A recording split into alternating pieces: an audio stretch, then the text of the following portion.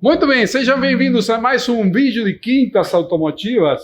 Voltamos depois de um tempinho, eu estou aqui com Leonardo Pereira. Onde você estava? Estava sumido um pouquinho, mas não importa, hoje a gente volta com conteúdo muito bom. Estamos de novo aqui, agora vamos trazer umas novidades, né? Muito se fala por aí dos famosos transdutores, sim? E sabe uma coisa?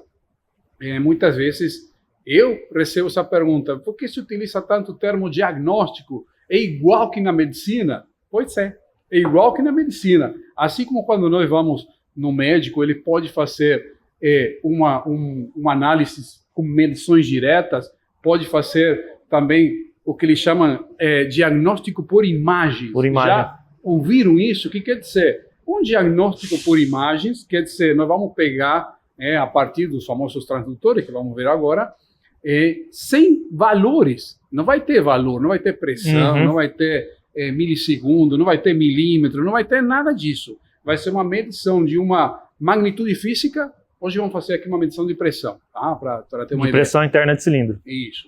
Uma magnitude física que não vai dar um valor de pressão, tantas libras, quilograma, não vai ter nada disso, mas vai dar uma imagem característica. E nós vamos comparar essa imagem para poder fazer um diagnóstico a partir da imagem. Só que também vamos utilizar uma medição tradicional ou convencional de um sinal elétrico. Então, aí que se torna interessante quando você consegue comparar uma imagem com um sinal elétrico e tirar as conclusões. E a quantidade de transdutor que tem hoje, né? Transdutor de vácuo para linha de admissão, de escape, de deslocamento de pulsação de mangueira, de pressão de combustível. Piezo elétrico, né? Isso. De ressonância, enfim. É claro que isso veio para ajudar a gente no diagnóstico, então a gente está sempre tentando cruzar sinais, não avaliando de forma singular, sozinha, só um sinal. Então a gente está sempre comprovando com uma imagem de comparação e avaliando no mínimo duas imagens, né? Por exemplo, aqui no caso a gente vai fazer sensor de rotação junto com a pressão interna de cilindro. Então só a pressão interna de cilindro para a gente aqui não serviria muito, a não ser que a gente só fosse avaliar os picos de pressão para comparar de cilindro a cilindro, mas aí é como o Diego falou, a gente não tem a pressão, a gente tem um sinal característico, né? Aí é comparação mesmo de cilindro. Aí entra um pouco a experiência também, provavelmente um banco de dados para ter informações comparativas, mas aqui o importante que a gente quer mostrar, porque muitas vezes nos perguntam isso, né? O que é melhor usar mesmo o osciloscópio com medições, esse diagnóstico por imagem agora a partir de transdutores? Olha, não tem melhor e pior. Um complementa o outro. Dá para trabalhar tranquilamente com as duas modalidades e ser mais preciso, porque quando a gente fala em diagnóstico, no final da história o que importa é chegar o mais rápido possível a um valor conclusivo. Sem precisar desmontar tanta coisa. Exatamente. Ser produtivo no diagnóstico, mas ao mesmo tempo ser assertivo, ter clareza com o que nós estamos medindo. Olha, eu vou chegar um pouquinho mais perto aqui para vocês entenderem. No final, nesse motor aqui em corte, para exemplificar um pouco, nós vamos medir aqui a pressão de compressão. Vamos supor que esse meu cilindro aqui, agora vai subir, vai chegando no ponto mais superior, vai aumentando a compressão, e aqui nós vamos, já retiramos no veículo uma vela de ignição, vai estar aí o sensor, o transdutor, captando essa pressão que vai transformar em sinal elétrico, que nós vamos ver aqui no equipamento. Ao mesmo tempo, Leo, você também conectou aqui sensor de rotação, né? Explica sensor de rotação, isso. Vamos lá, normalmente nós fazemos na oficina sensor de rotação e sensores de fase, né? Você tem banco de admissão e escape. Esse é um sincronismo que a gente fala que é o tal do digital. Sim. Né? Então vamos por uma lógica. Normalmente onde está fazendo a captação dessa imagem, desse sinal, não é onde está fixa a correia ou corrente, tá? Então uma coisa é o sincronismo mecânico e outra coisa é o sincronismo digital, né? Às vezes mecanicamente está fora, mas digitalmente pode estar um pouco mínimo de dente fora, que a gente não considera ainda como fora do ponto. Então, o transdutor colocado ao cilindro, pegando a pressão, ele está pegando mecanicamente, né, através de um sinal elétrico ali traduzido para nós, o pico de pressão interno no cilindro. Ou seja, quando a válvula de admissão e escape estão fechadas. Isso é o que estava mostrando aqui, né? Então sobe, sobe, sobe, até chegar no seu máximo pico de pressão. Então, nós vamos ver um gráfico ascendente, que depois vem o pico de pressão, e depois isso aqui vai descer e vai cair a pressão. Nós vamos ver isso a partir da pressão, transformando no sinal elétrico. Então, hoje a gente vai analisar o pico de pressão em relação ao número de dente do sensor de rotação. E a partir de uma imagem comparativa, a gente vai saber se mecanicamente esse veículo está fora de ponto ou se ele está dentro do ponto. Nessa imagem também é possível ver outras coisas, né? Como avanço e retardo dos comandos de admissão e de escape, né? Nas rampas de escape e na rampa de admissão, né? É possível a gente também ter uma ideia na simetria, né, da pressão interna do cilindro. Tanto entre cilindros, né? Isso, tanto na parte de subida quanto de descida do pistão. Ele tem que ter uma certa simetria, não pode estar deformado de lado o sinal. Mas hoje a gente vai ficar com pico de pressão e relação do sensor de rotação, para a gente saber se esse motor está mecanicamente no ponto. Vamos fazer uma coisa? Vamos ligar o motor. Não sei se quer chegar a câmera mais pertinho para ver aqui e o Léo mostrar aqui que está conectado aí. Aqui no cilindro 1, então, a gente tem o canal 1 do osciloscópio conectado a um transdutor, no cilindro 1. E no canal de número 2 do equipamento, né, que é esse equipamento que é o FSA que a gente vai usar, é importante falar que esse equipamento porque se você for usar outro equipamento, talvez os valores sejam um pouco diferentes, tá, de amplitude de tensão e o set em 0. Né? Nesse momento o motor está desligado, então a pressão no cilindro ela é pressão atmosférica. Então o valor que ele estiver marcando na tela agora, a gente vai entender como pressão atmosférica. Esse é um outro ponto também, Diego, que se usa para fazer a avaliação, né? A partir do sinal. E aqui conectado à unidade, no canal 2, a ponta aí, a gente está no sensor de rotação. A gente pegou uma fichinha de trabalho do Mecânico Pro, o nosso suporte de técnico às oficinas, e pinamos ali então no sensor de rotação. Então nós temos canal 1, transdutor, e canal 2, sensor de rotação. Pino 33, eu estou contando isso porque eu estava falando quando ele buscou lá no Mecânico Pro, o pino 33, assim, pum, já viu aí, rapidinho. Se tem a informação é fácil, né? Foi rapidinho, achou o pino 33. Mas muito bem, vamos ligar o carro e aí vamos explicar isso ao vivo que você estava falando de como analisar a rampa de pressão, como que a gente pode ter uma noção de válvulas, possíveis fugas ou não de compressão e outros elementos que estão atuando. Legal, então vamos dar a partida e vamos para a tela. Bom, só com a ignição ligada na tela, nós temos um valor marcado aqui na linha azul, que é o canal 1, é o transdutor. Ele está marcando 0,9, ou seja, 900 milivolts, né? Isso aqui indica para nós, então, que é a pressão atmosférica. O que for para baixo vai ser o vácuo. E aí, quando que é criado o vácuo dentro do cilindro? Momento da admissão, né? Então a gente já tem uma ideia do sinal também, que a gente vai poder ver isso quando o pistão estiver descendo, né? E o que for para cima disso aqui indica o sentido subindo, ou seja... Pressão superior atmosférica. Isso, sentido a PMS, superior à pressão atmosférica. A linha vermelha aqui, nesse momento, o veículo está desligado, está marcando uma tensão, vocês vão ver aqui no cursor comigo, 4.6. 4.6. É a tensão de referência, tá? Assim que der a partida, o sinal já vai começar a marcar na tela para a gente também. Então, acho que agora, Diego, a gente pode iniciar a partida mesmo. O carro, então.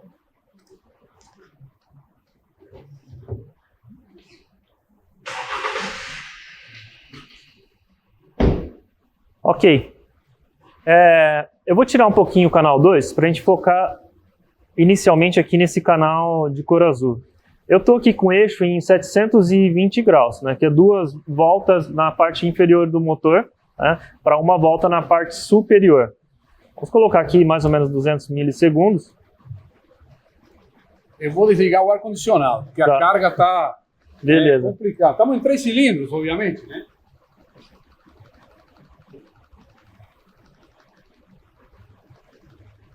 Então vamos lá. Eu vou dar um stop aqui.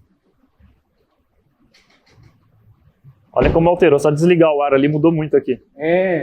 Obviamente que se a gente tirou uma vela para colocar o transdutor, a gente está em 3 cilindros. E se colocarmos uma carga com ar-condicionado, ele vai sofrer mais, vai oscilar mais. Eu vou dar um stop.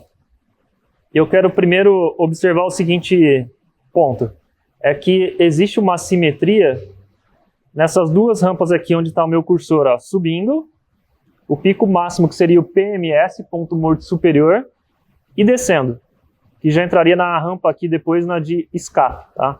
Mas existe uma certa simetria, esse sinal ele não está torto, ele não está nem para a esquerda e nem para a direita. Ou seja, está bem centrado o pico com as duas rampas, isso. A rampa de subida e a rampa de descida. Isso é um bom sinal, né? Ou seja, teve um enchimento e depois vai ter um esvaziamento. Então, tanto no enchimento aumentando a pressão, admitiu, encheu o pistão, o cilindro e subiu comprimindo, nessa etapa tá legal. Seria esse primeiro ponto aqui.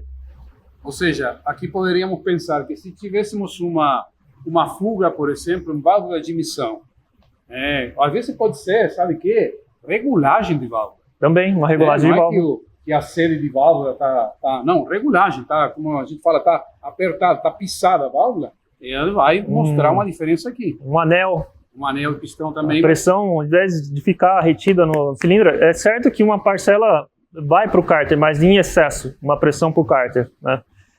Esse seria o primeiro ponto. É interessante que se use o valor em grau, mas se o seu osciloscópio não tem grau, a gente pode fazer aqui o seguinte, Diego, ó. A gente aumenta aqui o tempo para 200 milissegundos e a gente faz uma continha bem simples. Tem 2 picos, não tem? Tem. Então, significa que ele repetiu.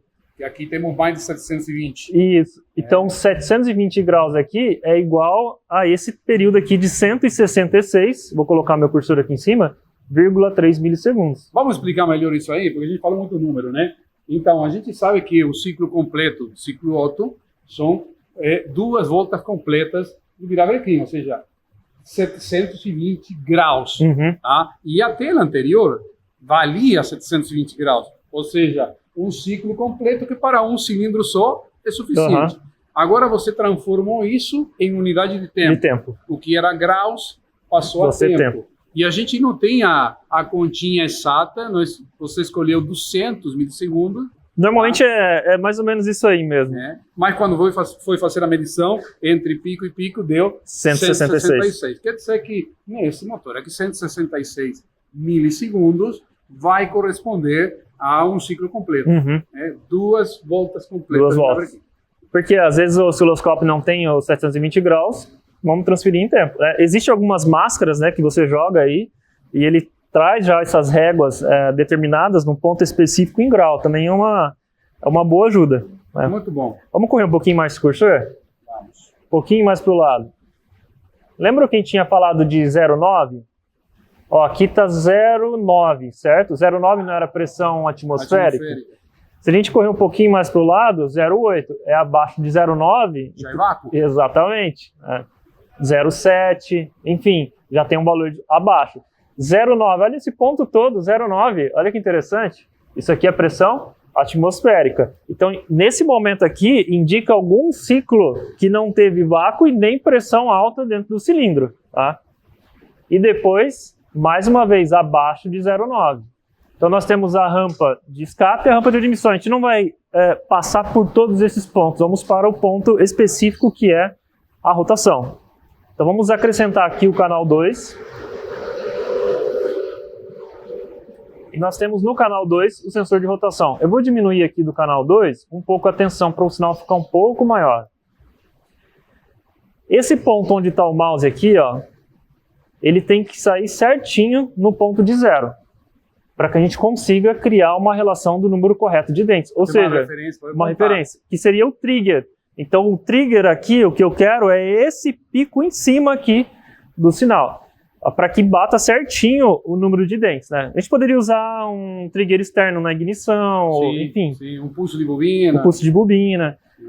Vamos lá, eu vou trabalhar com o trigger modo manual, no canal de número 1, trigger positivo, e vamos subir essa barrinha até aqui em cima. Ó, pode ver que já aproximou um pouco.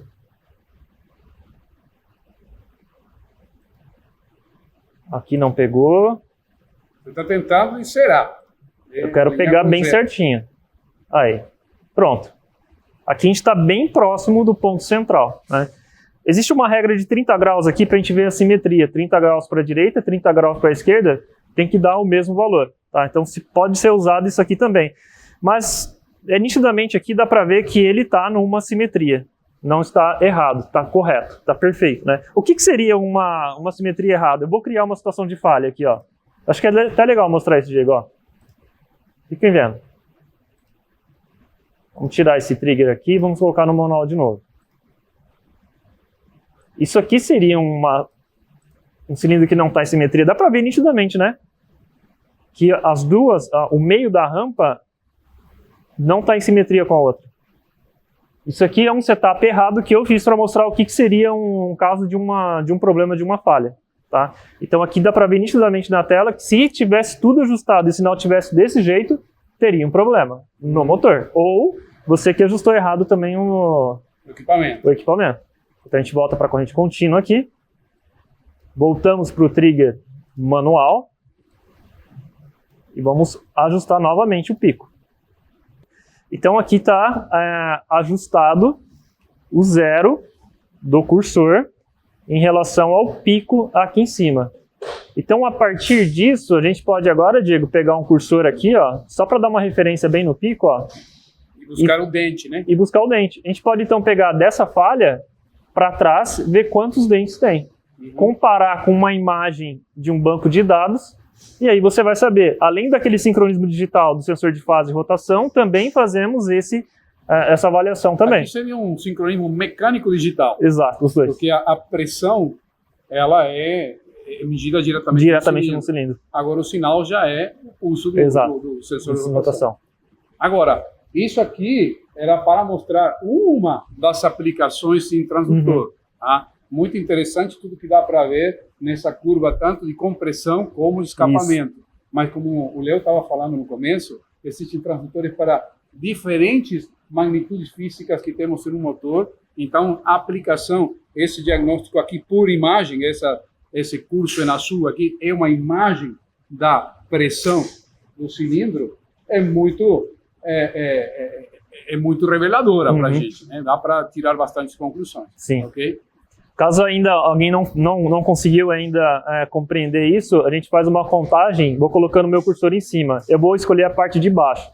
Eu vou desconsiderar a falha e vou contar. 1, 2, 3, 4, 5, 6, 7, 8, 9, 10, 11, 12, 13, 14, 15, 16, 17, 18, 19, 20. Entre o 20 e o 21, alguma coisa assim. Então...